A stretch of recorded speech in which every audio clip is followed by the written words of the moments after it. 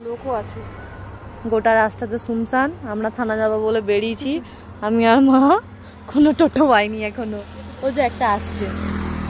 তো ফাইনালি টোটো পেয়ে আমি আর মা পৌঁছে গেছিলাম থানাতে। প্রায় তখন রাত 9:10 মতো বাজছিল। কয়েকটা গান শুনেই চলে যাব। তো গিয়ে দেখলাম যে সারেগামাপার খ্যাত তীর্থ ভট্টাচার্য এসেছিল সেদিনের প্রোগ্রামের জন্য। তো ওনাকে দেখে তো খুবই ভালো লাগলো, কারণ আমি বাউল গান প্রায় অনেকটাই ভালোবাসি। তো ইনি